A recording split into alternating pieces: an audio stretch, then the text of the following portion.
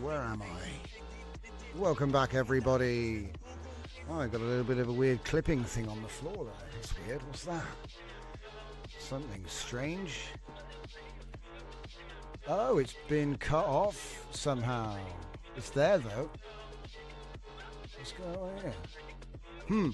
Hold up. Technical problems. What's going on here?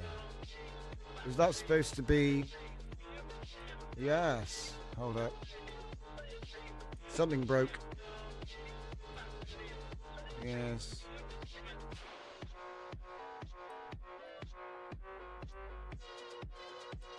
I'm just fixing it now. It's a bit bizarre.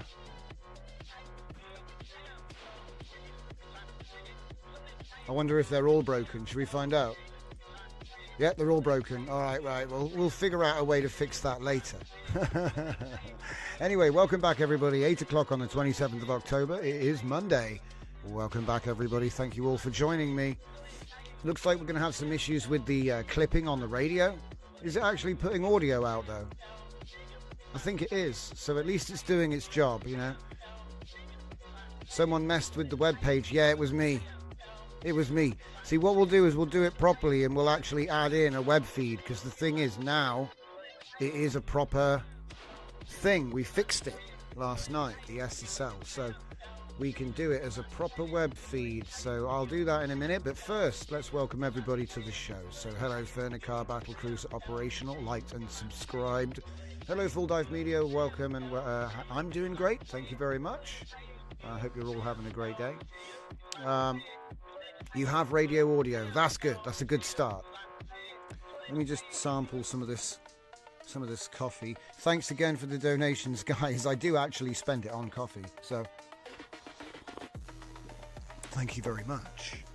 But anyway, like I say, every dollar counts, as you know. Dragon, I keep wetting myself. Aww. Well, I hope you find it. That's why they say in Hitchhiker's Guide, all you need is the towel. You need to keep a towel at all times and a good washing machine, I guess. If the SSL is working, don't fix it. Yeah, well, we'll see about that. Certbot has a way of doing what he wants. But yeah, the music is up. All the albums are up and online. The new website is up. We're slowly fixing everything. I'm slowly adding all of the things that we built over the last 8 months, 9 months. It's been like a crazy run. We're going to document everything, put little mini sites up everywhere. It's going to be nice. But I want to talk about search with Hybrid Swarm, and we're going to do some Writers Club, because we haven't done a proper Writers Club section for a while. And that should be fun, because we're going to use, like I said, the Hybrid Swarm's really good. So yeah, the two things are kind of related, if I'm not being real. But why don't we... Oh yeah, don't forget, if you're watching live or if you're watching later, all links in the description. Come and join us on the Discord and share your work with us. Also, come and hang out in the Discord after the stream. We do an after show hangout in the Dev Live channel on the Discord. Again, links are in the description. Okay, that's just about it for now. We've probably got some like housekeeping to take care of. Got some experimental stuff to play around with, but for now, let's fix this radio thing, shall we? Because that doesn't like break every time I start the show. So we're going to make a browser capture in OBS. Browser source. We're going to call it Scuffed Epoch Radio. Okay, and we're going to give it the URL. And we're going to make it, doesn't matter, we'll scale it. Okay. Control audio via OBS. No. Well, no, not control, just definitely we need it though. Maybe that's what he means. I'll just say yes.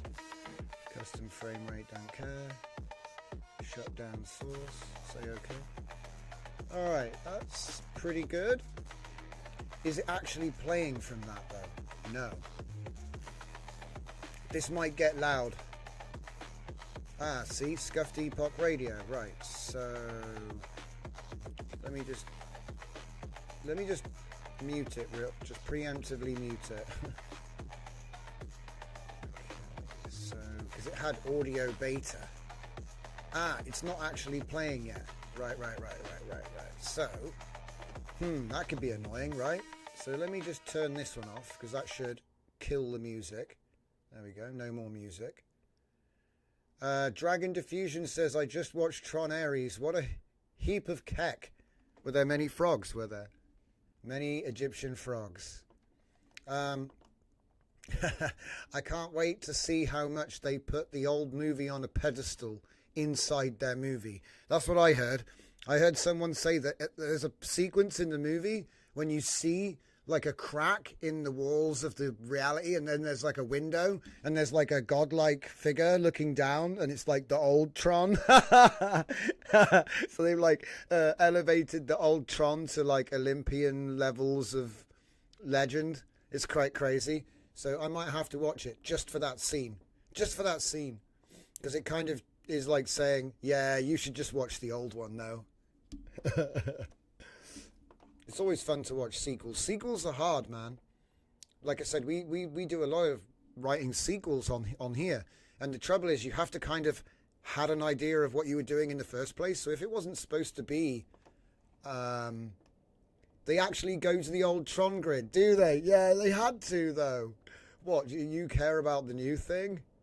It's kind of funny. All right, let's go to the back. Oh, maybe not all the way to the back. It looks a bit weird when she's cut off like that. That's better. All right, so I'm not actually even doing this. I'm just sort of making a widget. Make a new widget which shows the name of the track that's playing.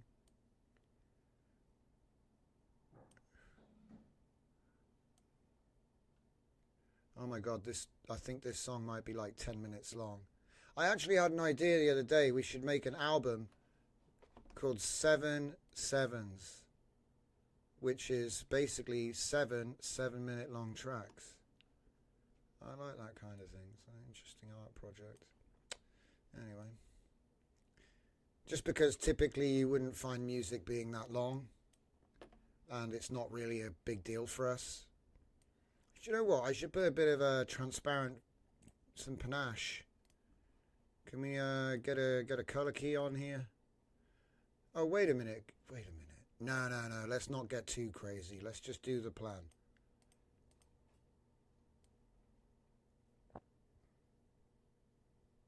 Take it right down like that. And then make it smaller. So you can barely read the damn thing. But it's there. Oh, wait a minute. I could put it like so small. Maybe I have to make it a bit smaller. I don't know. You know what I mean? I'm like, Can't read it, can you, when you do what I did? Sucks. Well, it's not that bad. It's because I have like a black line at the bottom of the screen. Oh, I know what to do. Of course. Just move it up to the top of the line. Respect the line. Maybe it won't look so jarring. It's still too big. Hmm.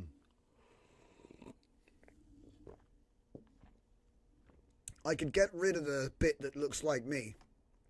Do you know what I mean? Because then I could shrink it a bit more and scale it up a bit. And then, I don't know. Oh, wait a minute. Ah, that was it? Why didn't I think of that before? Hold up. I might have to cut myself out of it, but... Can we invert it? Can we just invert it? No, not LUT. God damn it. Uma mask.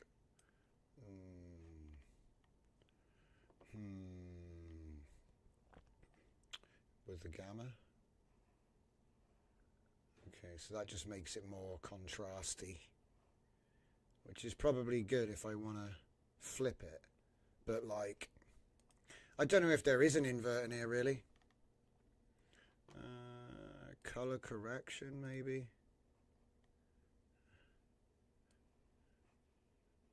A crazy hue shift. No. Something tells me they don't have what I want to do. And if they do, I don't want to waste your time with this. It's fine. So I guess if I now copy this one, I guess we have to swap it out. Oh, there's no music yet, is there? That's kind of important, isn't it?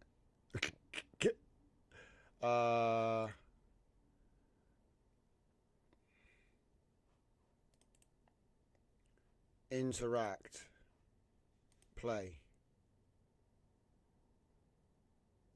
Oh, it's making noise. Okay, we're making progress, guys. So do I have to open it up and make it play every time? I'm going to turn the volume right down to match what the other one was. Let me just double check it, boys. What's it say? That's a bit too low, a little bit higher. Right, I'm going to swap it over now and unmute it. Right, that's a mic check, guys. Can you hear the new music thing playing? Should be able to hear Plutus something. Ah, Plutus Prize. It's off that rap album I made. Okay. Kudos to the OBS team. They are the GOAT. Yeah, I know, right? That was actually not too painful. Okay. So yeah, like I said, I just got to basically get rid of the old one because it's not as good. I wish there was a way to make it autoplay. So do like that. I'm going to go through the tabs now, guys. It's going to be a bit weird. I'm going to get rid of the music. Yes. And then add the new music. There we go. Lock it in. I should be locked in too. New scene. Get rid of the old widget because it's glitched out. It's because I had to move the browser, so we do it this way. I can't move it, can I? Well, I might have to like... Do I have to log in and press play? No, it's the same widget. Okay. So we're doing it with a reference. So hopefully I just have to start the first one and off happy days. Alright, Dutch time. It's Dutch time. It's for much more fun when you got Sharona in the back. There we go. Keep it in the same place, yeah. Low shot. Yeah, it's glitched out. Get rid of it. Oop. Next. Get rid of... Wait, yeah. Yay, scuffed his back. Intro. Get rid of this. Hello everyone, I never used this thing, but basically it's my intro screen.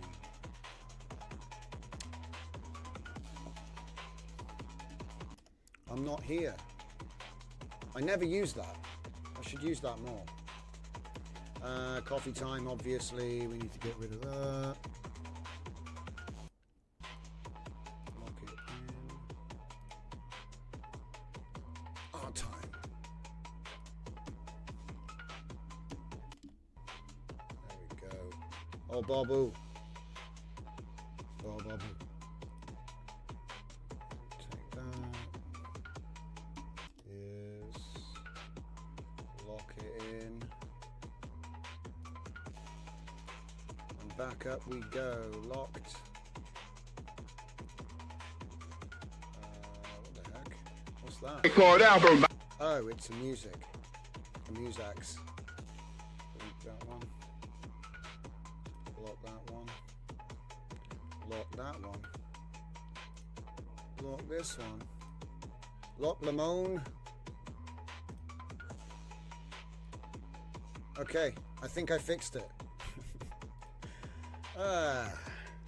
So where were we? We were going to check out some stuff. Yeah, technical difficulties be what it be. So do we still have a mic and music? Yes, we do. How are the levels, guys? We've just messed around with loads of stuff. Let me know how you think, and then we can move on. Let's get Sharona. She needs a new dance. There we go. Whoa. I think we're going to need Careless Whisper.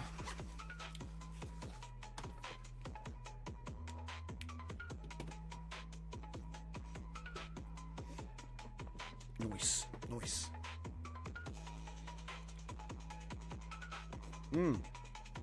We've done so much work lately, guys. I just want to tell you. I got a new app which I've been building at home. It's nearly finished. It's going to make draft work. You know how I did the draft, Splatoon draft, just recently?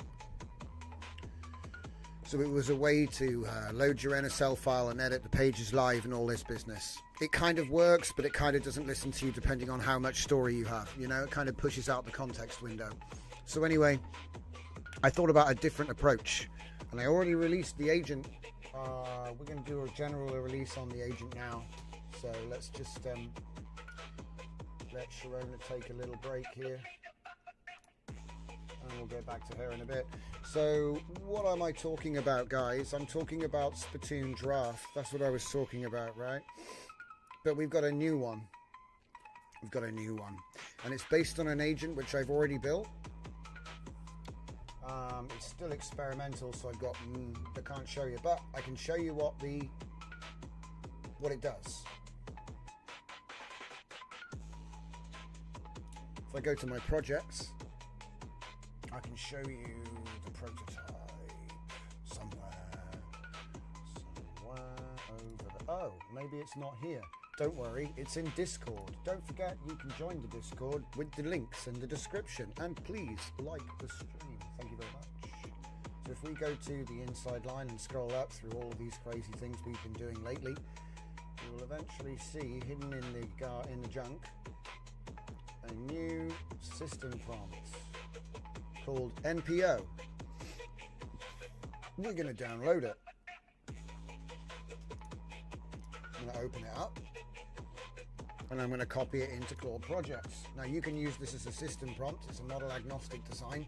There may be some tweaks for Claude, as in using his name, but you can just do a name swap.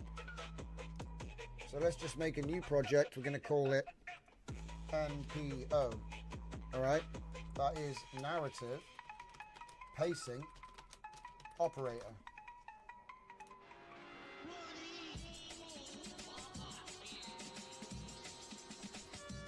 Hang on.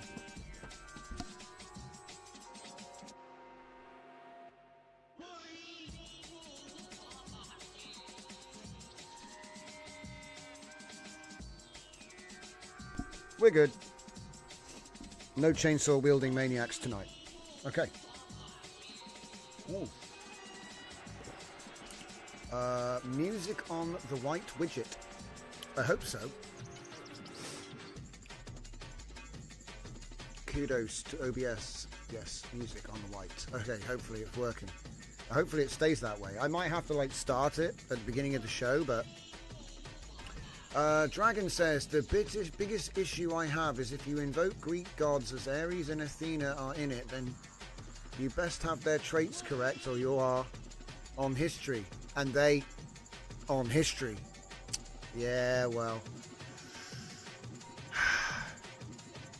They probably should have just used up like program names again. I don't know why they used a bunch of Greek stuff. They should have just gone with like Mtron and, you know, call him RAM. They could have called him like a Linux command or something. Like his name is DV, or you know what I mean. It could have been like, oh, this guy is sudo. Who's sudo? He's the super user do guy. He's got elevated permission. I'm just saying, like, there's just so many ways they could have like made it more. But hey, I haven't even watched it yet. I've just seen people complain about it. So maybe we'll watch it tonight after the show. That'll be fun. Right. So let's get back to what we're doing. So what is the NPO? But please keep the chat coming, guys. I love hearing about whatever the hell it is that you guys are on about, because usually it gives me crazy ideas. You know what I mean?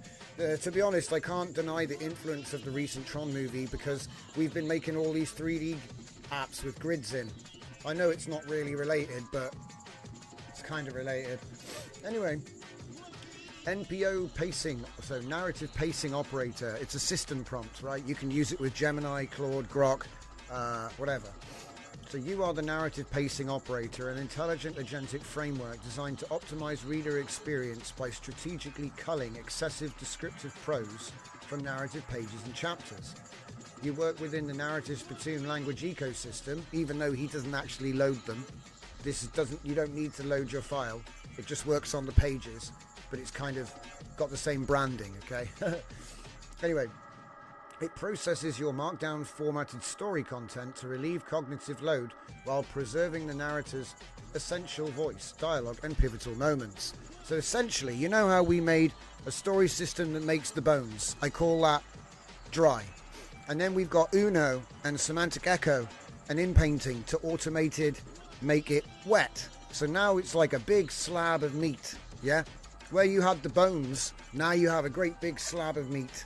And so what we want is the ability to automate the shaping process, which some people call drafting. Now, I've mentioned this before, that there is a way to automate the process, and it's by what I call pacing edits, okay? Now, a pacing edit can actually be broken down as a framework. So you have a system of detecting the position of the page in the story or chapter. So whenever I say page, please interchange that with chapter, because it is basically the same thing, like how long is a piece of string, you know, to an AI that's writing, okay? So when I say page, interchangeable with chapter, because it's just length, isn't it? A longer page is a chapter, isn't it? How long is the page, right?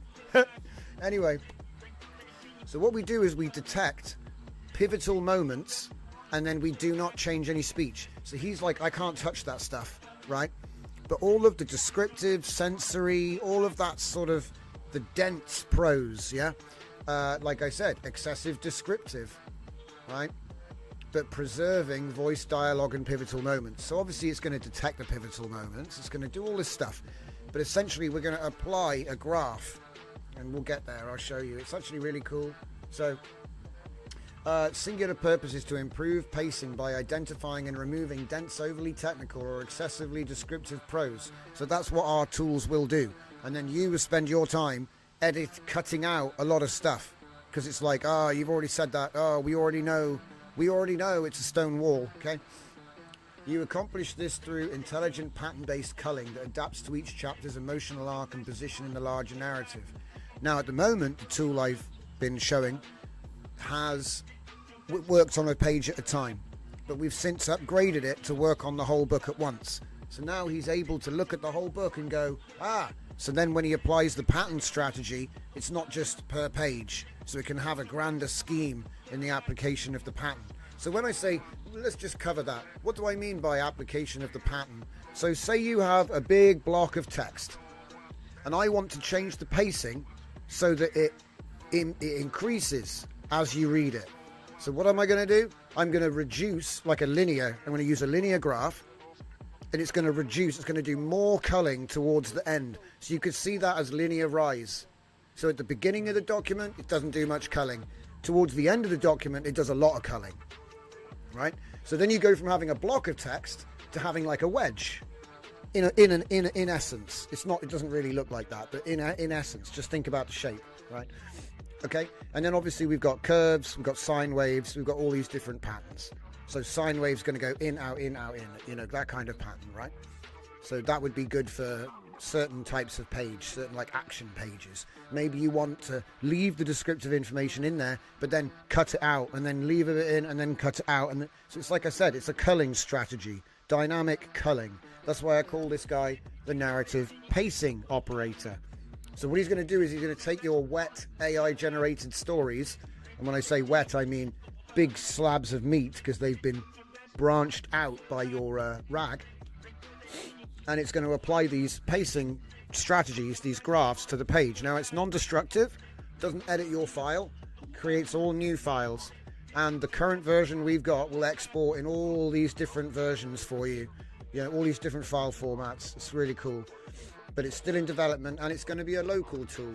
So even though it's set up to work with Grok 4 Fast, because at the moment that's the fastest, cheapest option, it's like a cent. So cheap, it's crazy. Actually, I don't know how it's so cheap.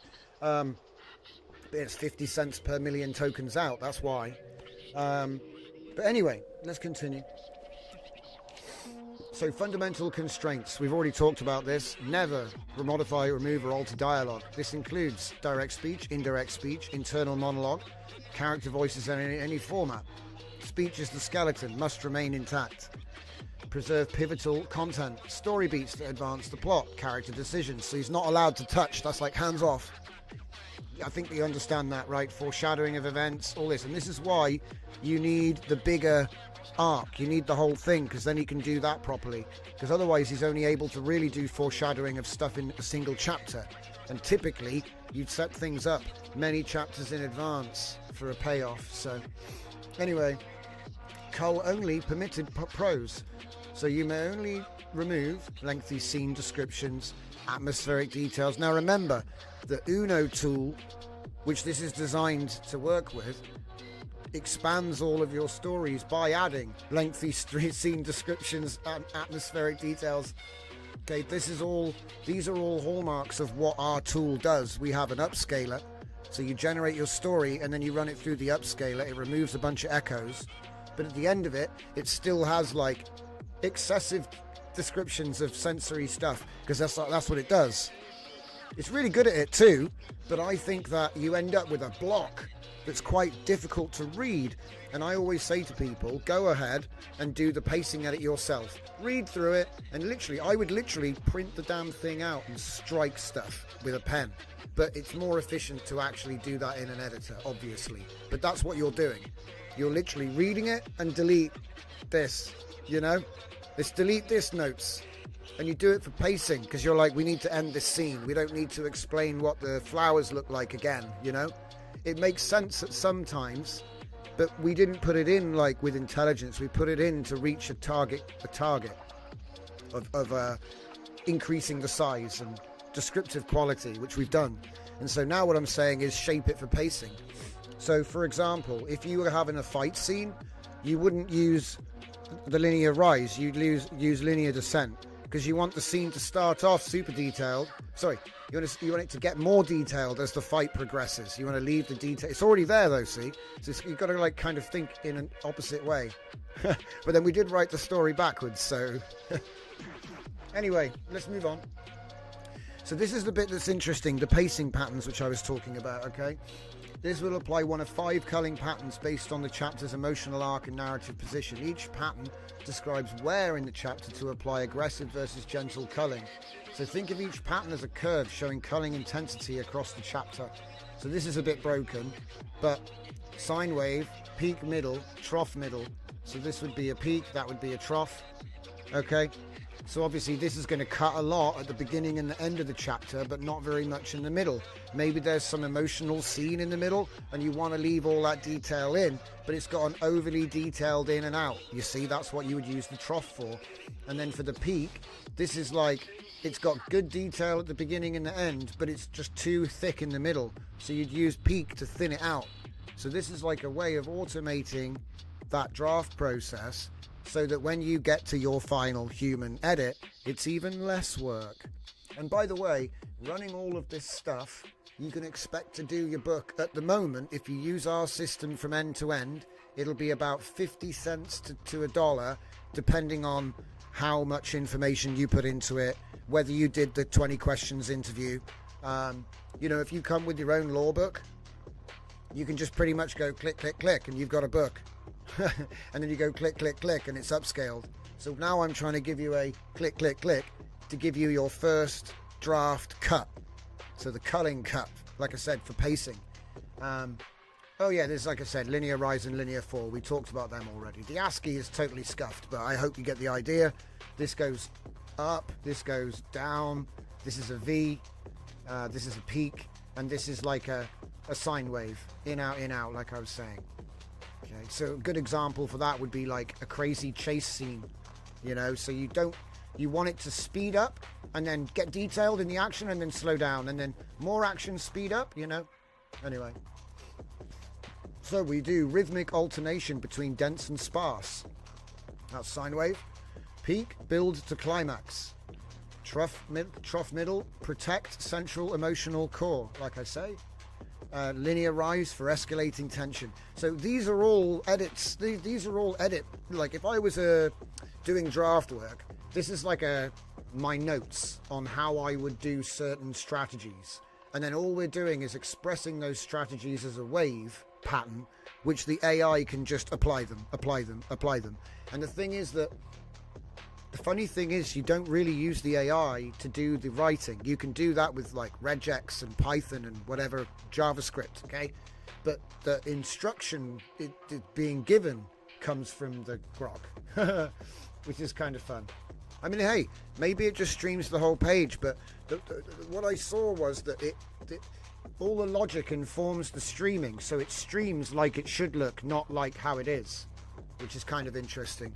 But I'm going to give away the plans for the app in the end. See, I decided that it's easier to open source the plans rather than open source the app because I don't have the license. Do you know what I mean? I don't know, the license for this, the license for that. But if I just give you the plans, you can just build it yourself. So, and obviously we've got the web versions on offer. And then anything which I've actually developed myself, I can just go ahead and release. So like there's a couple of those in this. So, because I actually think that the local version of that you get on GitHub of Spittoon Draft is better than the Spittoon Draft that we have in the web right now. I don't know why, it just works better. Because technically they're built from the same plan, but it's like tins. Every software that's built is different. It has different source code. It has the same functions and it looks the same. But when you go and look under the hood, it's actually different. So anyway, let's move past the patterns. So how does it do detection? Well, we already know how to detect intent and emotion. We've been doing it with LLMs for years. So it does that, doesn't it? Hey, Gurav, welcome to the show. Welcome. We got the radio working again, which is fun. All the tunes are back up. It's nice. So anyway, we're just looking at the narrative pacing operator, which is my latest part of Spittoon tools. So what it does is it does automated culling according to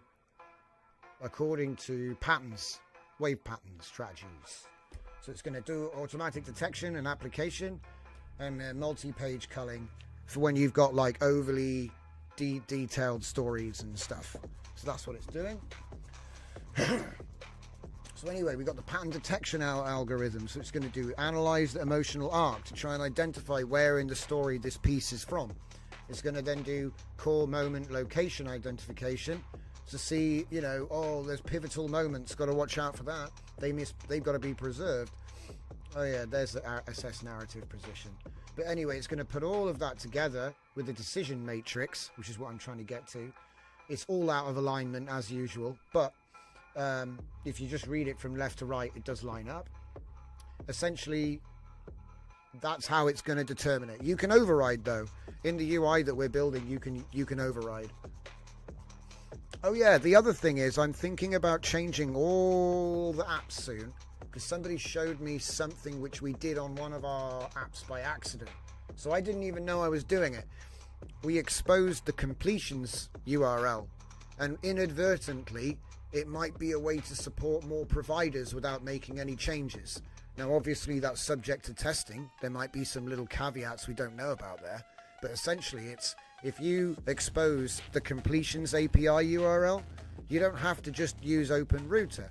Allegedly, it might be possible to change that over to your Gemini completions API or your OpenAI completions API, because technically they use the same standard. So I think if you change the URL, you can put in the key for that provider, and then the app might just work. So we're going to experiment a little bit with that and see if that's viable, because if it is, then you may as well always give the completions URL with the API and the model selection input, because I'm a big fan of bring your own key, so you don't have to pay me or log in. You can just put your key in and go and do what you get cracking. That's what I like. So, and if they're like the websites don't work, usually if I make it local, the reason is practical, right? The reason it's not a website is because you need to save lots of files to the hard drive, and there's limits in the browser. Yeah, all kinds of stuff like this. Sometimes it's just easier to at some point just go, we're going to make it an Electron app. It's done. We're going to move from web to Electron. Solves problems. Bit of a little. It's a little bit of a peak. You've got to scale there just to get it running. But once it's actually working, you can just continue doing Electron dev from there and just work on the Electron. And now it's a desktop app, and people get a portable exe. Lovely jubbly. But at the moment we're in the React phase, so I like to get as much as I can get tested in React Web, because as much as I can get running in React Web first, it should convert over to the Electron release when you finally get desktop. Because here's the thing, you can do all kinds of testing. You can easily let people just try it out and give you feedback. You can do all that stuff with a web app. But if you want to run it with a local LLM, at some point you're going to have to bring it down and adapt it for Olama or something like that. And then you're going to find out that the context windows are devastating.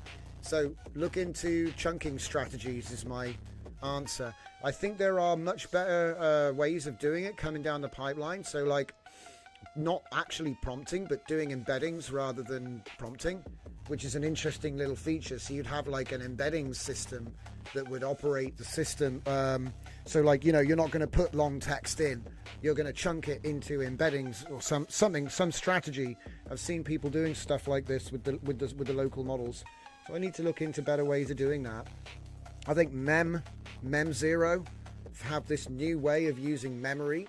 So they're using memory to remember all of your embedded prompts, and then they somehow recall them to enhance your new prompts without any, like a 90% reduction in cost. So like, you know, right now we're like, oh wow, it's 1 cent. That's so cheap. We wrote a whole book for 1 cent. Okay. Like all 6 chapters fully formed with everything under precise control. And we're like, wow, what if it was 90% cheaper than that, guys? I don't think we're ready, guys. I'm not normally saying stuff like that, but I don't think we're ready. Like, if it got 90% cheaper, that's insane. Anyway, I'm not going to go on. So, it's going to read everything. It's going to do the pattern application. It's going to do the culling execution. Light culling, moderate culling, aggressive culling. Quality assurance at the end to make sure it didn't balk it. Okay? And then more guidelines, more target stuff. I'm not going to bore you with the details, okay? We're going to release this so you can read it at your leisure. But essentially, this is what it is. Here he is. Okay? So if I say use NPO to identify the best pattern, the best culling pattern, and write a new artifact, new markdown artifact, whoops, which contains the new page split into 32,000 sequence of markdown. This is a little thing because we were talking about this just now, right? That would even be too big, by the way. But yeah, 32,000 sequence, 32,000 into maximum of 32,000 characters. Character artifacts in sequence. Well, go to character. Yeah. Markdown artifacts in sequence. Yeah. Because it might be quite long. I'm not, I don't know how long it is. I'm just going to paste a page in there, basically. So use NPO to identify the best calling pattern, write new markdown artifact which contains the new page and a report on your actions. Actions with justification explained in full detail inside a second markdown artifact. It's like when you're asking a waiter for an order and you're like, yeah, I want the chocolate cake. And he goes, what, chocolate cake? He starts to turn around and walk away and go, and a Coke. And he's like, oh, and a Coke. And he starts to turn around and walk away, and the chocolate sauce on the thing. And it's like, and more. And it's like, but he doesn't actually write it down. He's just got to remember it all, right? Sometimes it's not their fault when they get it wrong, But sometimes it feels a little bit like that when you're doing a prompt. You're like, how much can he keep on his plate? So, with justification explained in full detail inside a second markdown artifact named NPO study result.md.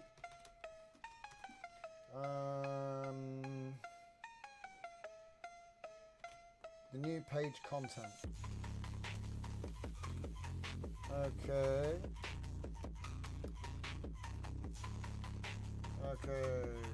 And then I just need to attach some text to this. Hold up.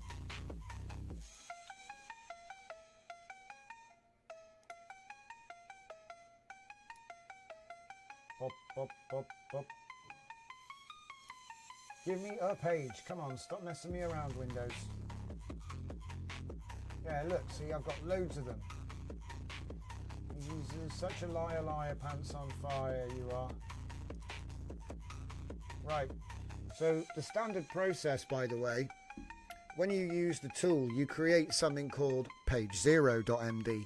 Page0.md would be the first chapter in your book if it was created with Spittoon Scribe or with the narrative Spittoon inversion process, any of them, it's all the same. So it would start with page 0, okay? And then Uno would be the upscaled version of that page, okay? And then finally, we have the semantic echo of the Uno page, which is then used to do the in-painting. So basically, it's like a self-fixing kind of thing. That's what the new Spittoon Uno app does. So at the end, you get this for every page, all right? So every page has that same bundle, right? All in one. So obviously you can look at it if something went wrong, but you can see here quite clearly from the numbers, 7 kilobytes for the first page, 17 kilobytes for the upscale, and then we have a 10 kilobyte report, and there was that shaved it down from 17 to 12. So still richer than the original, but probably lacking a lot of repetition and semantic echoes. That's Fernicar's tool there that does that. So anyway, we're going to take the in-painted because that is the finished page which would be presented to the NPO. And I'll say chapter 1. Chapter 1 is attached. So remember, page 0 is chapter 1. Humans start at 0, machines start at 0. Humans start at 1, machines start at 0 often. Okay, so let's see what he does.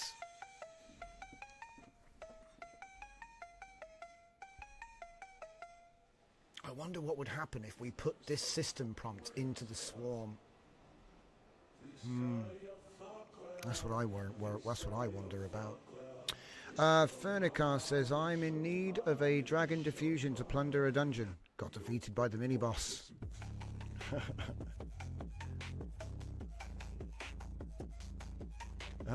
Tron was written by AI. Yeah, I can believe it. Probably GPT 3.5. Do you know how long it takes for a movie to get made? That thing could have been in production for 2 years. That means it might have been written on GPT 2. It's going to take a while for the good stuff to get through. Do you know what I mean? Because the thing is, you can write your AI movie today, but it'll go through like years of development hell before it reaches a theatre. You know what I mean? And that's if you're lucky. I wonder, what is the quickest turnaround for a Hollywood movie? What is the quickest turnaround? Like, I mean, not just shooting. You've got to include the production process, like writing it. They have meetings. They get the art team. They have more meetings. You know what I mean? And maybe it gets funded. You know, so there's like, it could have been, think about it, like when was the writing actually done? Like if the new Tron movie came out, right? We could probably find out. Should we ask the Swarm? I'll ask the Swarm. Where is he? Where is he? Swarm boss. I need to know some stuff. Where is he? Spittoon draft, tutor, Evo, manager, Uno, Spittoon inversion. Casual, prompt. What's that? No. Do you know what? It's never the right tab, guys. It's never the right tab. It drives me bonkers. So where's the freaking Swarm? It's in here somewhere. There we go. Found it. Have I got a key? Suspicious, but I think it's real. So Grog 4 with the thing on, with the parallel, with the 3. Yep, okay, that's looking good. What have I got? I got one specialist. Oh boy. He's still in Bootstrap, alright, so forgive me, he might be a little bit dumb at the moment. He's still a fresh bot. It's got self-learning, guys. What do I do? It's got to come with nothing, you know? Like a seed. Yeah, I don't know what you're going to do with it. So let's find out. We can write up a detailed report on Tron, on the production process of Tron Ares, a movie from Disney. Okay, we will research. We will search for the we will search for the highest quality information. Quality information to include in our report, which must determine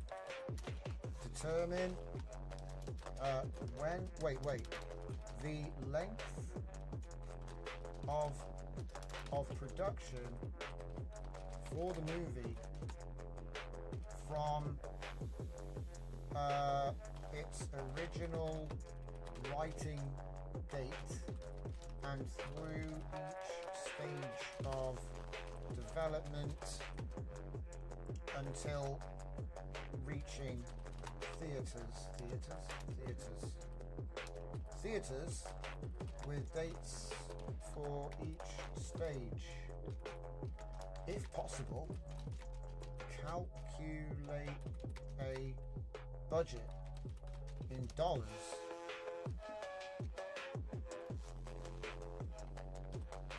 A budget in dollars based on the fragmented information which emerges from the study. What else should I say? Do it in Markdown. Yeah. Complete the final report in Markdown. Okay. Running the Swarm. Let's see if it crashes straight away. It does that sometimes to embarrass me. I think he's just too smart. He's like, if I don't work, no one will pay attention to me. Stealth mode. How's the NP thing doing? Okay. So here is the output page from the narrative pacing operator that we were looking at tonight. Okay. And I'm looking at it.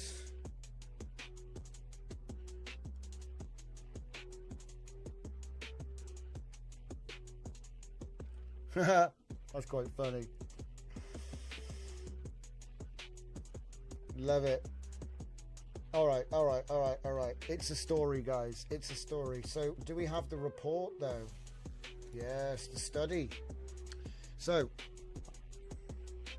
hand-selected linear rise because there's emotional arc, tension building through the chapter. There's a core moment late in the chapter, and it's content heavy atmospheric description with character dialogue. So extensive description prose was the prime culling target. Character established dialogue was preserved. Gothic horror atmosphere building was streamlined. Segment analysis, look, he breaks it down. So if you ask him, what are you doing? He can just go ahead and, this is what I'm doing.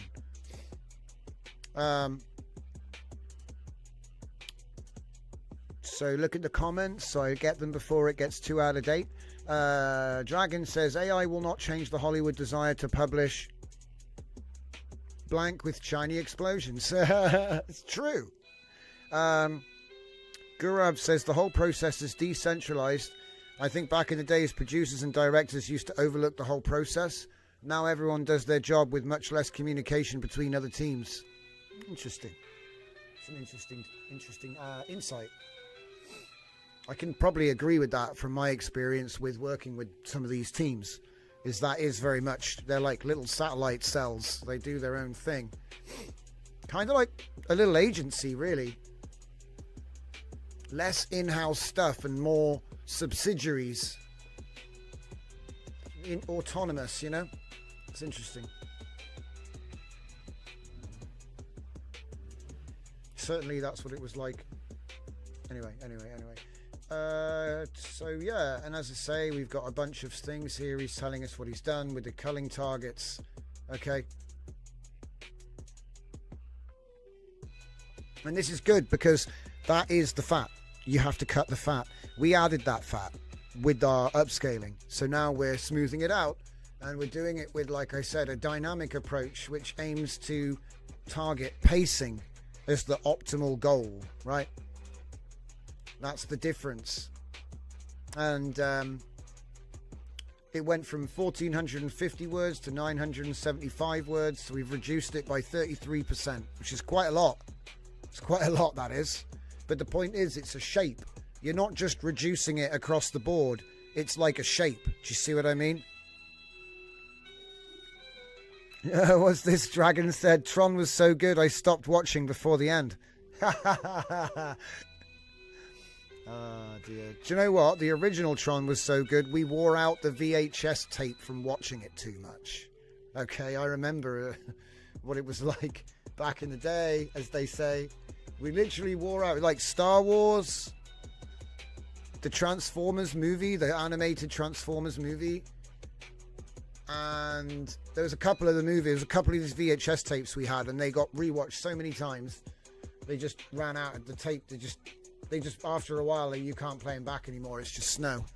They degrade real bad when you watch a lot of times.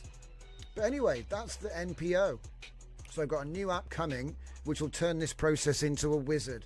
A lot like the writing tools, which we're going to be looking at tonight. So we're going to be looking at writing a book in just a little bit. We're going to stop for coffee. Let's just take a look and see what the Swarm came up with real quick. So, are you ready for this, guys? The Swarm report is in. Mate, I love the Swarm. It's the best thing I've made in so long. And you can just use it. It's available at Hybrid Swarm. hybrid-swarm.originai.com. Bring your own key, guys. Bring your own key. It's like cheap. Like 1 or 2 cents, maybe less. Even with the parallel on. And the web search. It's very cheap and very good. It's basically Grok 4 fast with online on Open Router. And I love it. It's so much cheaper. It's like 30 times cheaper than Sonnet, but it gives the good output, you know.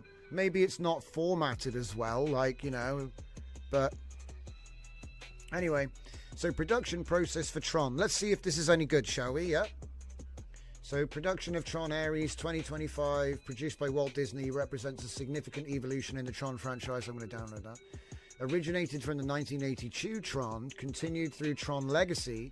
As a standard sequel to Legacy, Tron explores themes of artificial intelligence crossing into the real world. Directed by Joachim Roning I'm not sure if I said that right. And starring Jared Leto in the titular role. Wait, so he is Ares?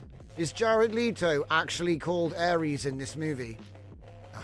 Anyway, the report examines the film's production process. See, I haven't seen it, I don't know. From conceptual origins to theatrical release, delineating key stages with available dates and timelines. So theoretically, film production follows a structured pipeline akin to systems theory and project management, where inputs, yeah, he's telling us what it is. So look at this, Tron and Ares. The process spanned over a decade. So they've been doing this since 2015. 2015. Conceptualization and scripting, okay? Now, remember guys, the funny thing about it is we can write a story and we can assemble those notes and use AI to upscale them into a screenplay later. So just because they started writing 5 years ago or 10 years ago doesn't mean they didn't just use AI at the last minute to assemble all this stuff we've got and make a script, yeah? Which may be what happened. See, I'm noticing a lot of heavy theming in stuff lately. Like, it's like extremely heavy. Like the Alien show that came out recently. For some reason, it was all about Peter Pan. It's like, it feels like someone had an AI tell them to use Peter Pan as a structure for the TV show, but theme it with the Alien franchise. And then it got really obsessed with the Peter Pan stuff, and they left it in for like art. You know what I mean? Because it's kind of cool to have that in there, but it's also a bit dumb when you watch the show. You're like, hang on a minute, this didn't really have time to breathe, and they're just revealing stuff. I enjoyed the show, for the record. My favourite part was the exhibitionist xenomorph who loves to dance and shake it in front of the camera in full view and good lighting, which I've never seen in an Alien before, an Alien movie or whatever. It was kind of fun. I thought he was going to do like the can and then he'd eat somebody, you know. Anyway, get back to Tron. So it started as an extension of intellectual property revival. So in other words, they were going to lose the rights because it's been like 50 years or something. So they were going to redo it. So the April 2015, they greenlit the movie. Okay. So October 10th, 2025, 10 years and 6 months before theatrical release. The script, however, Jesse Wigato was hired to craft the original draft, focusing on a story about a sentient AI program entering the human world. Revisions continued into 2017, incorporating feedback from Disney executives to emphasize real-world implications of digital constructs diverging from the grid-centric plots of prior films. So actually, the blueprint was done pre-AI. That's point one. Director attachment and creative refinement. So again, still pre-GPT here. Unless they had like a secret prototype during COVID, which might have happened, but I'm not going to put it past anyone. But I don't think the breakthrough came until like 2022. Am I wrong? You guys can correct me. This period involved conceptualizing, extending the phase to 5 years total. Key challenges, delays. By late 2020, script was finalized, they say. Pre-production. This stage lasted 6 years. Do you know when they say, hey guys, the script's been finalized, and then it takes 6 more years? Was it really? Like if you had a builder and he's like, yeah, the garage is finished, and then it takes 6 more years. Did he really finish yet? You know? Anyway, so pre-production, we got to get all of our pieces in place now. So we're going to go and see if Jared Leto is free to play Ares. So off they go. Casting announcements. Jared Leto was cast as Ares in January 2021. Everybody else by mid-2022. They oversaw aligning actors with the AI-centric plot.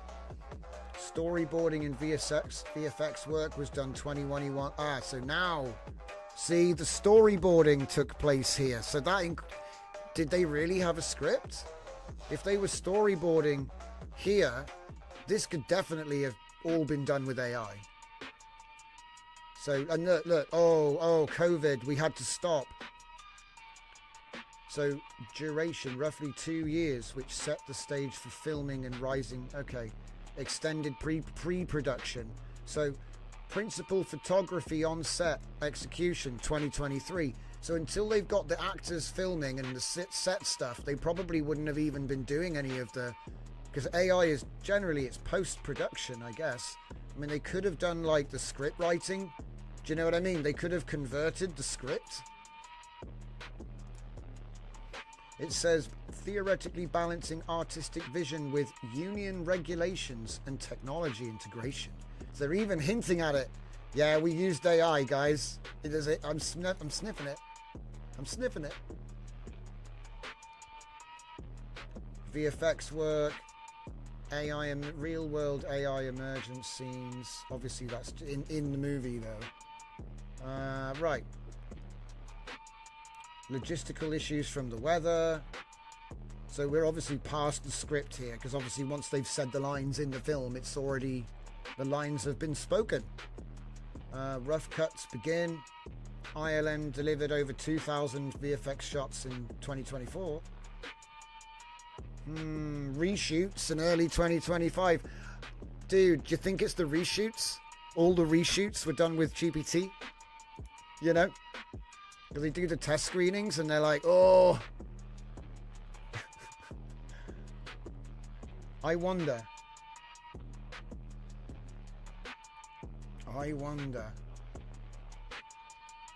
So they've got good evidence to say, no, there's no AI here, right?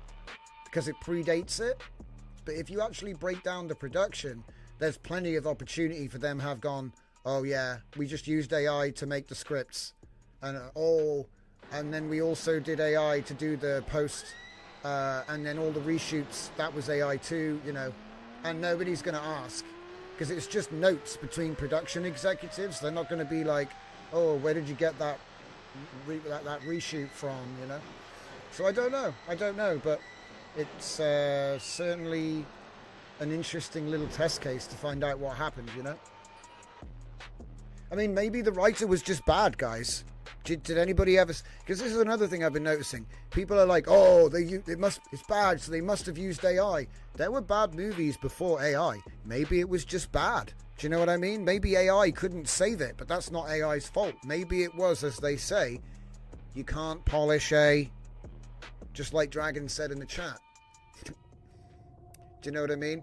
Dragon said, put it this way, none of the characters had more than one dimension and the prose was like eating cardboard. Maybe it was just bad writing, guys. What can I say? It feels like it might just be bad writing. Like, they'll try. I mean, wouldn't that be a good one? Oh, well, the movie stinks. Oh, well, it was AI. Blame Sam Altman. You know what I mean? It's like a way to try and get away with having made a bad movie. Well, we wrote it all with ChatGPT, so... It's kind of like saying my brother did it, you know? Or some, like, weak excuse. Oh, he did it, you know? But there's a 10-year production process, Brett. Oh, man. But this is what I'm saying, though. So imagine, this is the standard. If this is the standard, it's not. Production is 4 months. Post-production was 2.5 years. Oh, my God. Look at the development hell. Can you see the development hell here?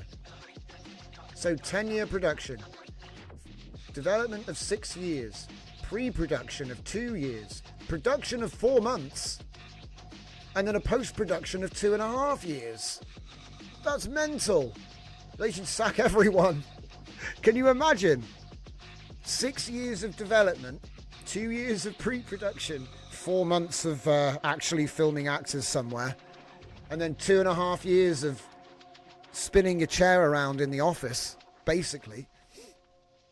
Pretty cheap, though, when you think about it. 10 years for 220 million. It's when if you average it out, it's not bad. But something tells me that number is only since that point there. And all of this is just something else paid for it. You know what I mean? I don't think that they count all that in this number. There's no way. It must just be production. Maybe post-production and advertising. I doubt they're going to include... the 8 years of development hell. So good. Anyway, let's take a look at the swarm trace. So we used Research Fox, and he used the essay and report writer approach, and there you go. And he learned a little bit. All right. So that's the swarm, and it's very good. I'm gonna export the whole thing, and that is coffee time.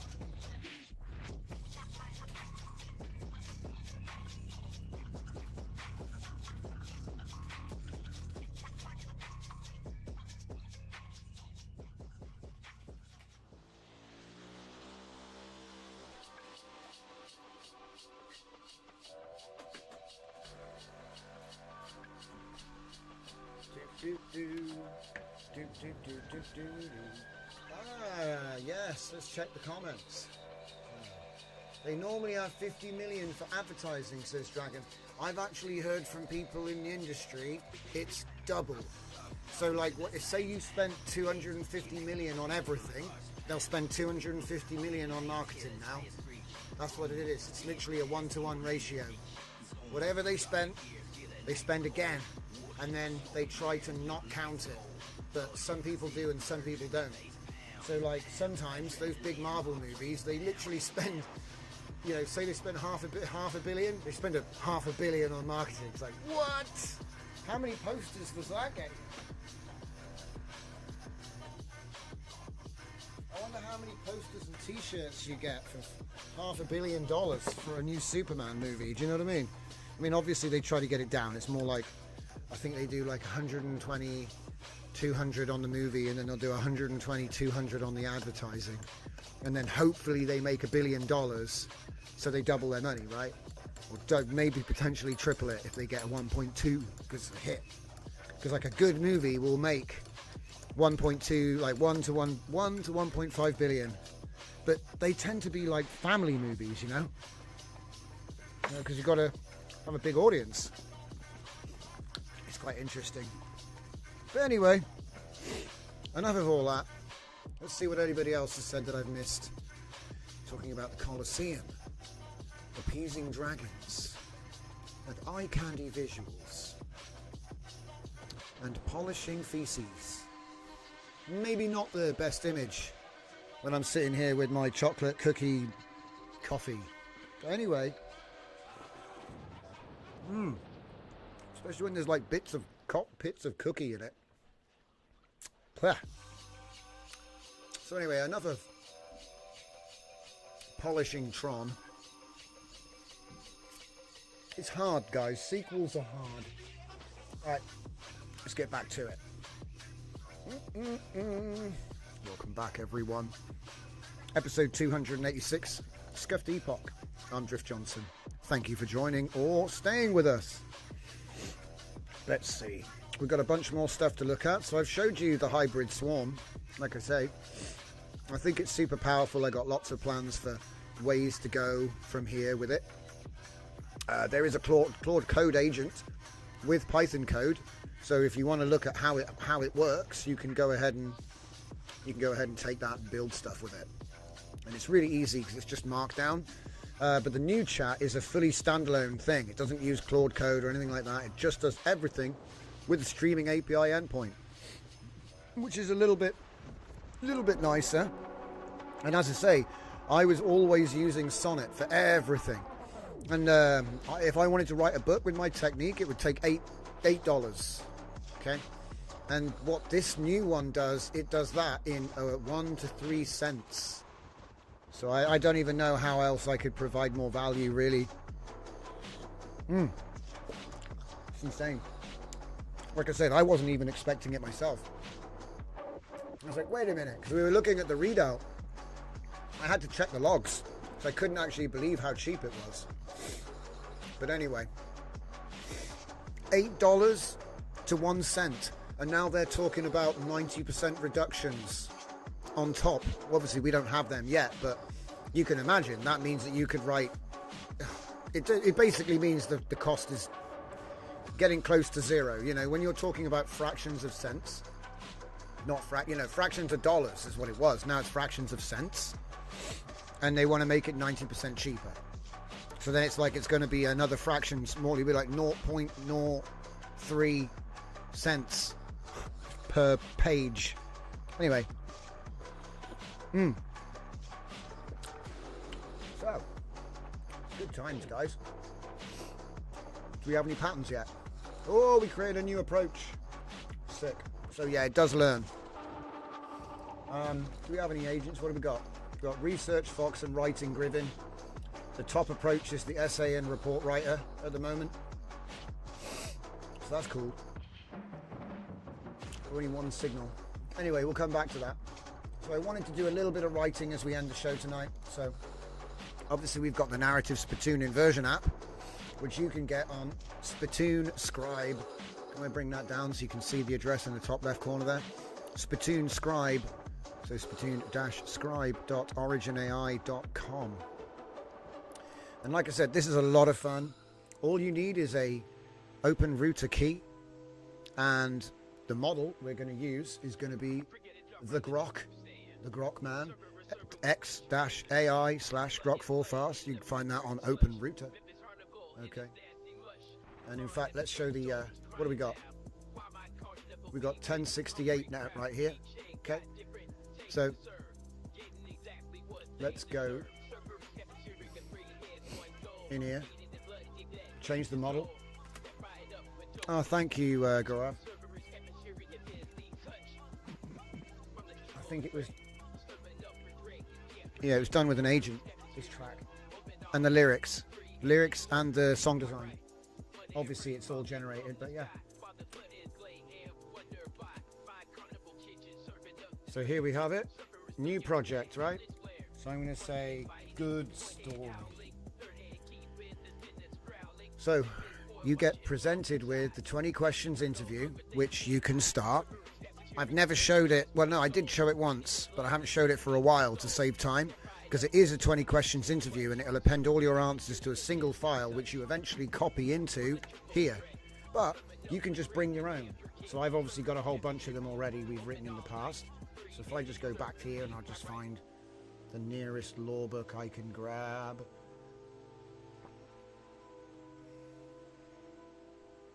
He says,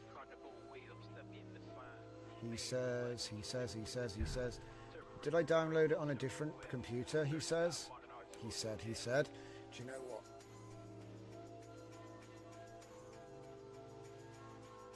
Isn't that funny? Out of all of this,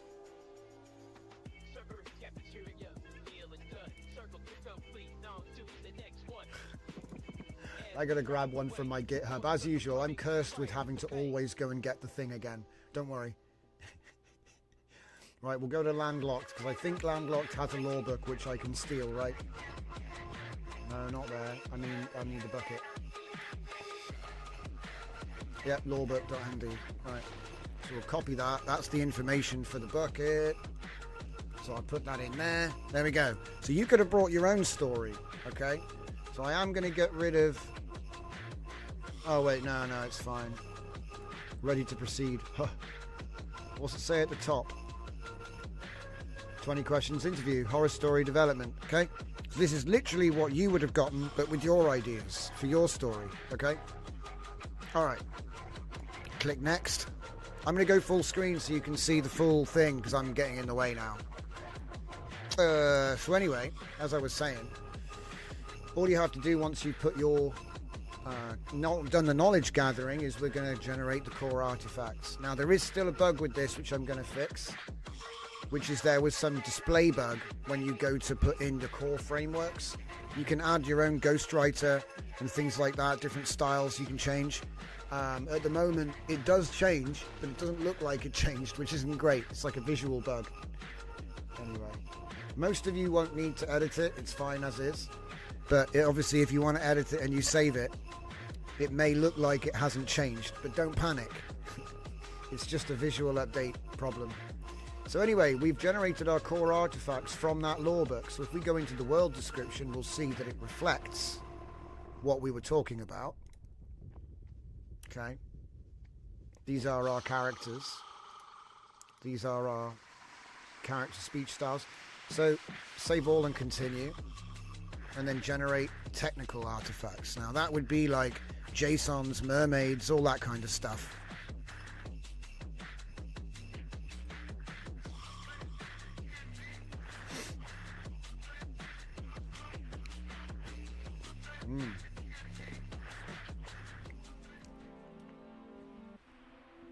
Oh, we're going back into the rap album, dude.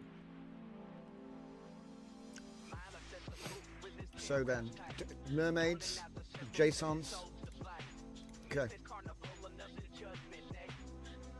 And then, now that's done, this is the bit I was talking about. So I'm just going to do install all, but you can install them individually and you can edit them before you install them. So I've encouraged people in the past to develop their own narrative spittoon based on mine by evolution. You know, put this into a chat and then say, yeah, I want it to be a bit more like what I do. Okay, because these are basically just narrative rules, see? Because, but, therefore is the main rule in here. It's a good one.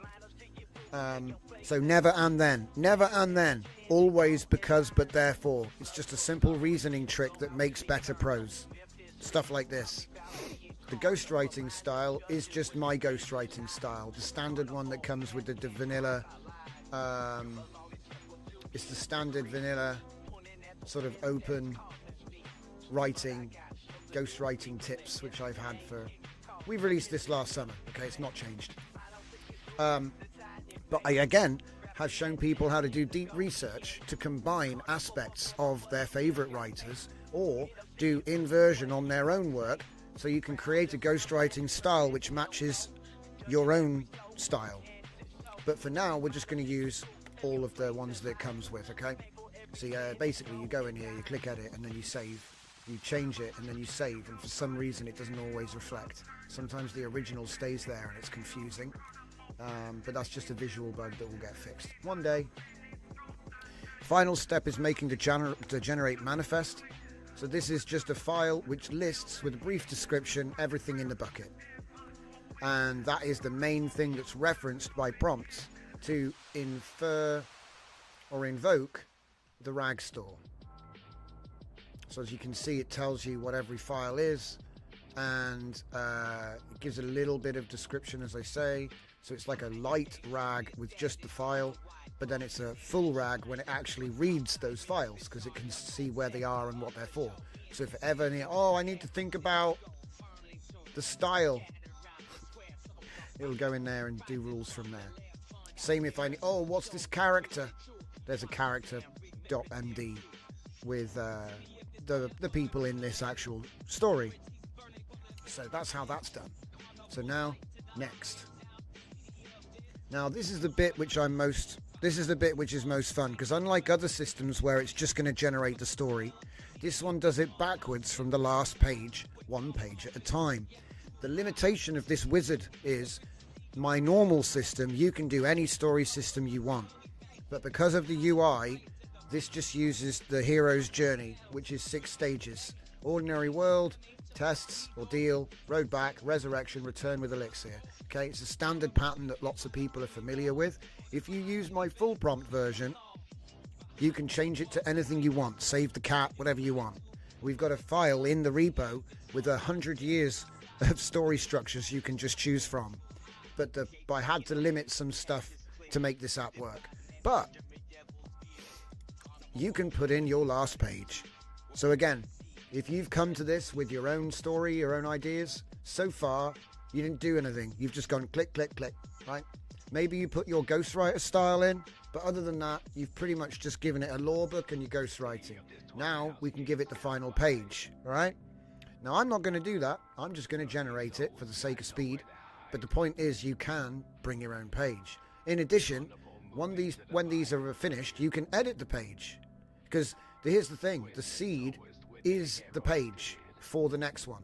So if you make edits before approve, that will be reflected and respected in the next page. But just remember, he might be setting some stuff up because he's aware of the future, therefore he can invert to the past. So it's like he can do foreshadowing and all kinds of stuff. So be aware that he has a grand plan which he's trying to fill out here. But it's possible for you to come in and edit any of this stuff.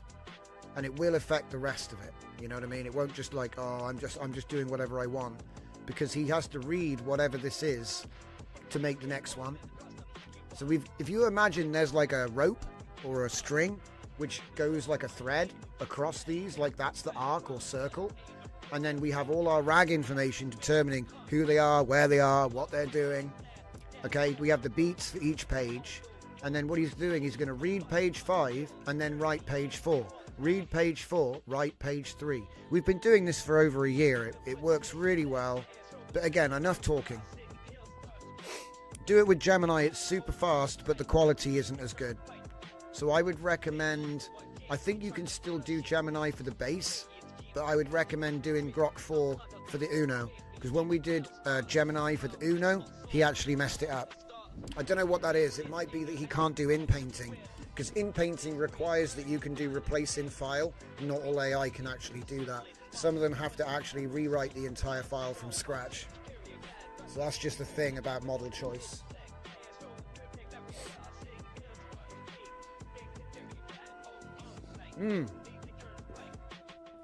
I think it's time to give the swarm something hard to do, don't you think? So far we've been given an easy mode, right? Okay. We can create the plan to create the plan to design. I just went through an LLM loop, guys. We can create the plan to design a new custom node for Comfy UI. This will be fun. For Comfy UI, which will, I don't know, resize an image. Yeah. It will feature an input, an image input, and it's quite hard to do actually. Image output will respect the Comfy UI formatting. What's it? Image formatting, and allow the user to resize an image according to megapixels. They're total megapixels. Yeah.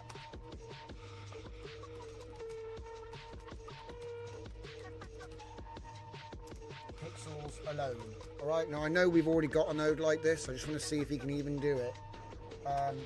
We will name this node resize _ megapixels. Image resize megapixels. .py. Let's see if you can do it. Let's see if the swarm can write Python, specifically comfy nodes, and we'll come back to that. Oh, wait a minute, that's spoilers. You're not allowed to see that. Draft. There we go. Next page.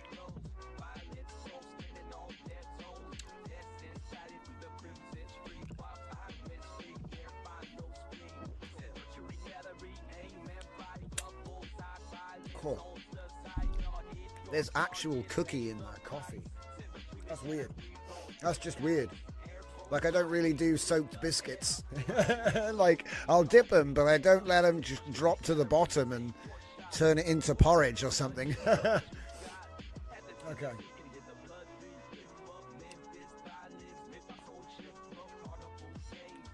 Isn't he dead yet? Sorry, this guy's supposed to be dead. Isn't he dead yet?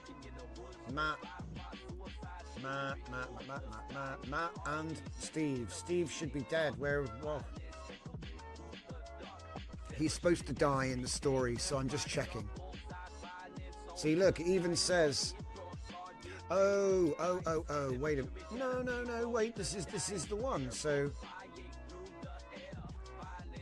Oh, hang on, wait.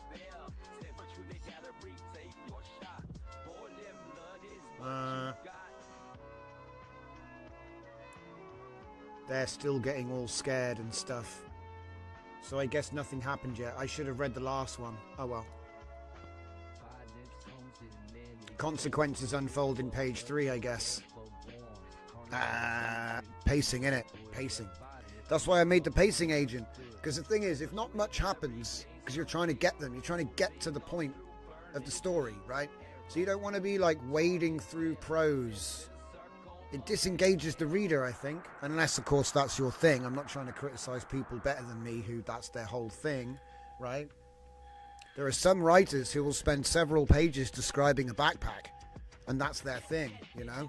So I'm not stepping on toes. I'm just saying, like, personally, maybe I should frame that. Personally, I feel that it's nice to keep things moving. Unless you're like, you know, if you're doing like some kind of fight scene or emotional sort of conflict, you probably want to slow it down and let the scene breathe and really describe stuff. But a lot of the time it's just like, she left the building and got in the car drove down the highway and she was at work minutes later at her desk. You can just, oh look, there you go, 2 sentences, completely gone. You didn't need to describe the sky, the clouds, the asphalt, what car it was, what she's wearing, you know. So that's what I mean by pacing. You don't have to like explain everything in excruciating detail, which the AI does like to do. So we finished the book, we can export it as a zip, we can take the NSL file for further work, and we can do the story as a zip as well.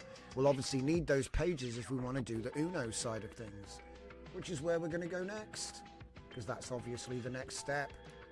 Uno time. Can we go back to the beginning, actually? I guess I've just got to look at it and finish. Here's one I made earlier. Right, so we're going to take the NSL file that we just made. Good story. Okay. Thankfully, it's compatible. Praise the XML gods. All right. We've got our thing. We've got it all set up. We're going to test it. It does want you to test it every time. And then we're going to get the pages that we just did. So just put it up to the top. Good story, yeah. Extractors. And we get our pages. I think you can just drag them in. Oh, no, you have to pick them out. It's funny, isn't it? I must have forgotten to ask for drag and drop. But hey, it does do the multiple, right? Let's just do it 1, 2, 5, just to see what happens there. Yeah, it's in the right order. Okay, so then we start batch processing, guys. Now, you might be wondering, what did we spend? Well, it was 1068 before we just started the Uno. So, to write the entire book was less than 10 cents. Okay? Less than 10 cents. Oh, and don't forget, we've been running Swarm stuff to write Python at the same time. So, don't, you know, I don't want to be being unfair. He's written the comfy node as well, right? It should be a simple task, though. This isn't a complex node. He should be able to figure this out, right? And he has. He's basically written it. Obviously, this would be a plan, not the actual node. But you could tell him to use the plan to write the node next, you see. See, the thing about the Swarm, right? It doesn't actually need you to program it. It self-programs. So that means if you take the output from the swarm and feed it back into the swarm with a new instruction, it still just works. It's a universal input because it's self-writing his own agents. He's self-writing his own plans. Then the output comes back. You attach that with a different request like prompt copy. You know, when you have a clipboard and you say, what's in this clipboard? It's the same thing, right? So I'm looking at adding to the swarm a button which literally says, loop or something. And what it'll do is it'll take the output and put it back through with a new instruction. You know what I mean? So it's a little bit different. It's not the same as a conversation chain. It's a little bit different. And it might be that... Anyway, I'm revealing too much. The point is, because it's automatic, you can just pipe the response back through for a quick feedback loop and then get more out of it. You know, maybe on the second run, you write a detailed plan. On the third loop, you actually write the Python. And so then you could have that preset to do it is 1, 2, 3. 3 calls, 3 outputs, and it's done. You know? I know it's like, oh, well, I could have just copy pasted. Look, I'll show you what I mean. Yeah, I'll show you what I mean. We can simulate it, can't we? I can just go, create the step-by-step plan for my external development team.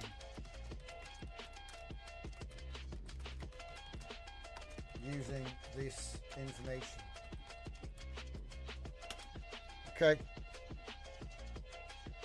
Create the step-by-step plan for my external. It's already a plan, but it's not really, you know, like the way it's written, it's kind of funny. It's funny.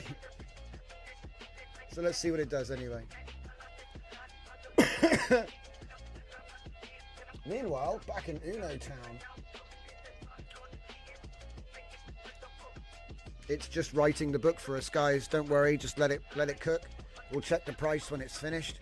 That'll be 6 chapters at full scale. It'll give us a report at the end, so I'll tell you like how many words there were and stuff like that.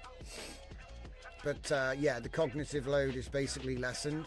And I think once we add in this new pacing agent app that I'm currently developing, you'd be able to sculpt these blocks. Because like I said, the AI writes the bones based on your RAG and plans. All your character details, everything else, your concept, it does all that. It makes the broad structure of the bones. And then we use the Uno to fill out with the meat. It goes a little bit too crazy, so we have Semantic Echo do in painting to cut it down to size. But then we still have a very heavy block of prose, which you're making the reader read. And whenever I'm reading it, I feel it. I'm like, wow, this is so dense. So I'm like, we need an automated way to cull that, right? But do it in an intelligent way, as I say, preserving the speech and all of the pivotal information so it doesn't actually affect it, right? And like I said, that will give you, because I found myself doing the same thing a lot when I was doing the draft editing, and I thought I could automate this bit of the draft editing process too with an agent. So that's what we've done. The next app will be a local app, so it won't be like, well, I don't know, maybe I'll host it, but the point I'm trying to make is it'll be released on GitHub with full source. That's the difference. See, the issue when you develop with Lovable, sometimes he uses special stuff, guys. I've noticed he's got special stuff now. So like when you actually look at when you install the Lovable project, you'll be missing some stuff which you can't get maybe, you know? So it's starting to, I don't want to throw shade because I was able to get it all installed in the end, but I had to rewrite code dependencies, which means you can't just download it and install it. You see what I mean? There could be a number of reasons for that. Sometimes they actually use bun when they say they use npm, and there's others as well, right? So sometimes it might be that there's a miscommunication between the install process which caused that, but I don't want to split hairs here. The point I'm trying to make is it's not quite as straightforward. You can do it with AI, so it's not a problem, but it's like an additional step, you know what I'm saying? Yeah. So it's like if I release the source, it doesn't really help you because you can't replicate it. You see what I mean? Because you'd have to actually have it in a Lovable account. Especially if it had lovable cloud features and stuff like that, then no, you're boned. So I try to use OpenRouter because it's a way that you can actually ship that to somebody. Anybody can just get an OpenRouter key. And when it's 1 cent or less, it's less than a cent to do a job. It's kind of like, well, it's so ridiculously cheap right now. Anyway, let's take a look at the results on this one here. So we have 6 pages, 6 complete. The total original was 6,000 words. The total final is 13,771 words. So that is an expansion of 223%. The agent is given an instruction in his programming, among many. There are many instructions in there. But one of them is minimum of 200%. So you should see it go over 200%. All right. It took about 60 seconds per page. Okay. But these are not small pages. You know, we've gone from 686 words to 1,382 words, not characters. Okay. So there we go. From this point, obviously, it will have automatically downloaded or bundles, all the zip bundles. But if for some reason your browser doesn't support the automatic downloading, you can click on the manual, you know, the manual downloading here. 1, 2, 3, 4. You take them manually. Okay. And then that's it. This tool is done. It's finito. All right. Nice and easy. Obviously, if you're wondering where the hell do you get an NSL file, you get them by creating your project. Okay. Now there is more to this. There's the NSL manager. So if we delete this, we can load the NSL file that we were just working with again. Good story, right? So here's successfully loaded. Don't worry about the warnings. It's usually just like you didn't put an author name in or something. So we have good story, right? And good story. We can take a look at the frameworks that we were using. We can edit them. We can re-export it. So this is just giving you a GUI for editing the NSL file. But you can just use a text editor. It's just XML. NSL is XML. All right? So you can just edit it in Notepad. You don't need this tool. I just wanted to make something that could do it. All right? Mostly because I want to be able to turn the old NSL buckets into the new NSL file easily. That's all. That's all. And then obviously when you get to the end, you can do the export, all right, and get a new one. But again, this is more of a manager for the file format that we're working on here. It works right now. Do you know, it actually does have AI integration, but I haven't decided what to use it for here. To be honest. I think it would probably be used to like fill out missing details. You see what I mean? Like use what's there to try and project. So you could have like an autofill, which you can then go through and edit to make it how you want it to be. So that's an interesting idea for that one. But anyway, the next major feature is we just wrote a book. We upscaled all the pages. Now, what if I want to write book 2? So we were talking earlier about sequels, weren't we? And how sequels are hard, right? Sequels are hard, and they are hard, but we've obviously looked at that problem and tried to provide a solution. So if you use the Spittoon system, this is the evolution process that will prepare you to write book 2. So we're going to take the good story NSL that we just created. Now, it's going to ask us for pages. I'm going to clear these out because they're probably from a different project. It does cache your work, right? So in your browser, I don't want your data. So if we go into the story folder, you'll notice that I'm going to be working with not the Uno, but the raw story. Because remember, Uno doesn't add anything of significance. So all of the things that we want to summarize, okay, because we're going to summarize the events of book 1. So we add our original generated pages, not the upscaled ones from Uno, okay? Because those ones will be much, much longer, cost more to process, and just contain a bunch of detail about the color of the wood paneling on the floor and stuff. When you don't, that's not important for what we're doing. So we take the original pages from step 1, from Scribe, okay? There it is. And what we're going to do is we're going to generate a summary based on on all those pages. So it's making a book summary. It's going to read each page, summarize each chapter, and append it to a single working manuscript.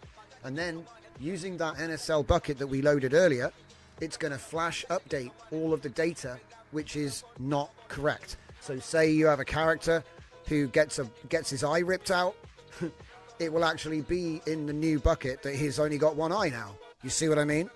Any major significant changes will be applied to the new NSL. And then you can write your sequel with continuity and consistency to what happened in book one. Obviously, if you're doing Scooby-Doo or The Simpsons style, everything resets at the beginning of everything, so you don't need to do this. But if you're writing a serialization or doing a trilogy, this is the sort of thing that you want to have multi-book arcs, which can build upon each other theoretically forever. Okay? So now we have just done, the story supplement file has been created and added to the bucket manifest. So now there is a story supplement 001. It does detect as well. If you already have a story supplement 001, it's going to do story supplement 002, you see, and so on. So there is some what do you call it, accommodation for the multi-book. So anyway, go to the evolution. So now it's going to apply the book events from the summary to update all bucket files. This process evolves characters, world state, and relationships based on what happened in the book. Character profiles, world description, timeline events if present, and supplementary documents as needed. Off you go.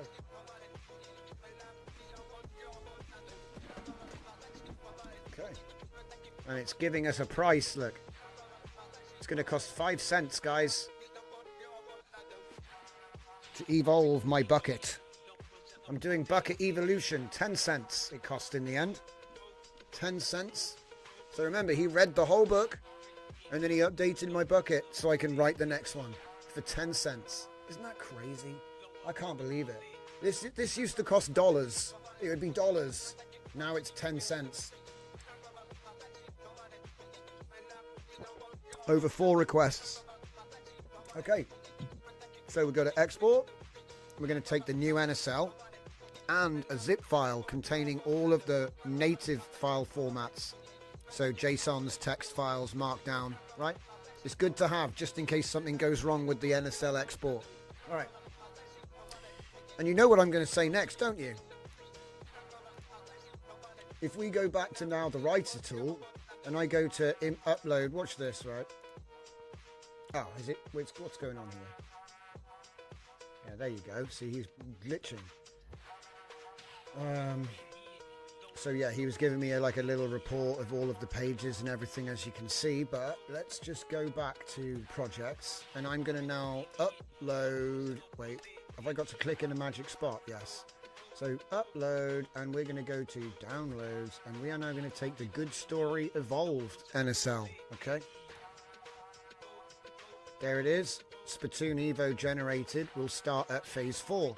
So we need to put our thing in again, because remember, it does not save, guys. I do this for privacy. I don't even cache your model choice.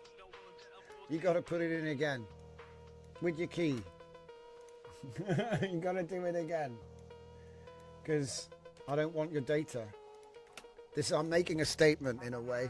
Don't want your data. Let's go. So it's going to create the speech styles, because those are actually not in the bucket. I don't know why it's spinning. We haven't started yet, but we can write our own last page if we want.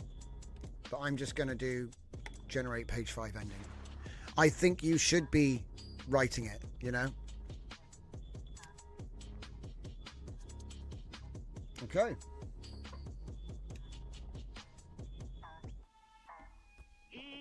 So now we've got a new story, which is going to be a sequel to the last story. Off we go. Okay. Now, this is why you really need to write your own last page, because if you just auto-generate the last page, it's going to be a fever dream, isn't it? That's the whole point, right? You need to have it come in with something. So I do recommend actually making a final page. That's what really makes this good, you know. If you just auto-generate everything, at some point, it's just, you know, you're just feeding garbage into the system. So, but it works for the purposes of showing you that it works, right?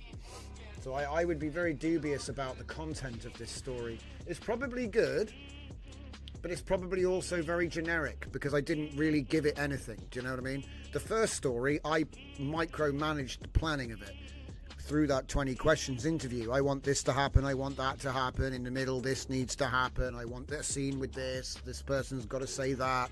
You know, you can like really micromanage the production, like with the 20 question interview. But there is no 20 question interview when you did Bucket Evolution because you've already got all that, right? But that's why it's so crucial that you need to understand your story and state what happened on the last page, because obviously that will determine just everything in there. Because if you recall, this was a haunted house story, I think, and it's not anymore. But that's okay, because like I say, or maybe it will become one, actually. I don't know. I haven't read the whole book, have I? But I didn't tell him what the last page was. He's imagined one, and his idea of what he thinks the last page is doesn't align with my vision for the sequel, you see. But that's just a case of going back here and editing it and clicking regenerate and then continuing. So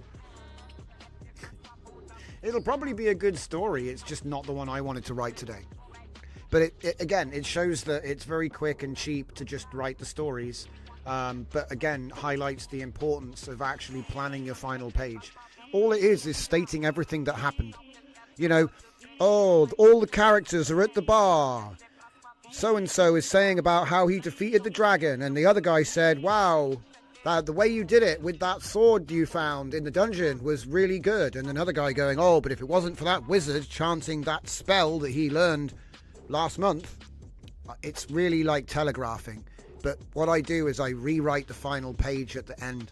I do a little in paint to make it less telegraphed, you know, so that we wrote the book with like a list of things that happened backwards. And then when we get to the very end, usually Uno and the in painting will smooth out the the heavy-handedness. It works. It works. So, anyway. She'd known no other home. Oh, a humble dwelling of wattle and daub with a herb garden. Wow, it's cute.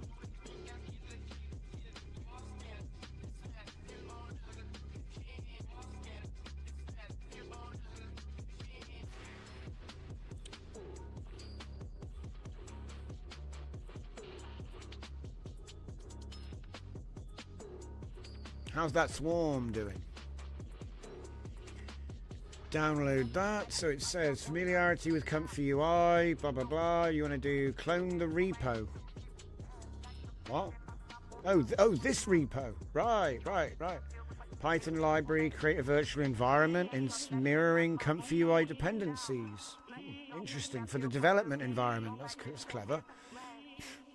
API knowledge, megapixel concept, custom node. Include an empty init file. Develop the primary logic and image resize megapixels. Oh look, image resize megapixels, guys. That's the input image. And then here's the Python code. I wonder if he actually write the Python code.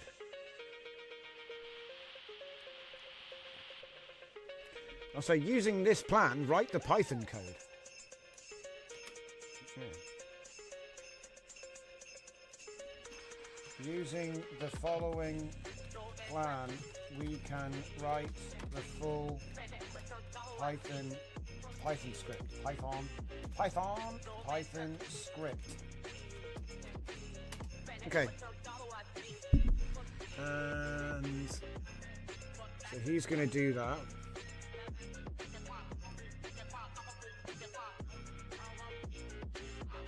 What? Oh, that's the other one. Here we go. approve and complete the story. We've got a new story about a young girl who took up the scythe and the loom. Strange farm girl song, a farm girl story. There we go. Yeah, approve and complete, and then we go to the thing, and then we save it, and we save it, and we save it, and then we Uno it, and then we evolve it, and then we write then we write the third book.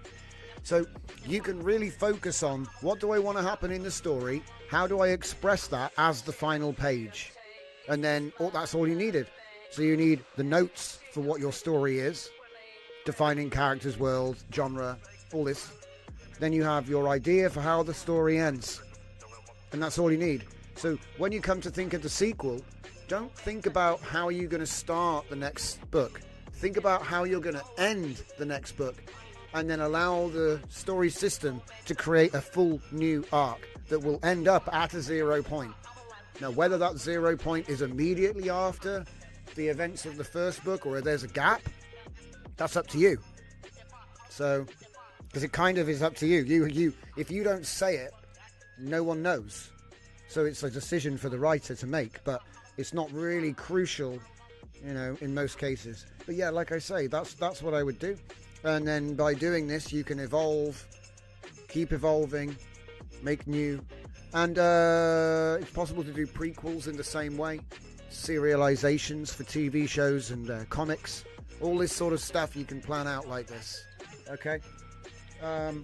Like I said, the only restriction of the system in the wizard format is that you can't break free of the number of pages, which is fixed to 6, and it's always going to use Campbell's hero's journey.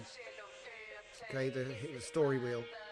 Okay, and like I said, if you actually look at the original repo, there's like 100 years of different ones you can use. All right. Now, what else is there? We got some experimental tools that I didn't even show you.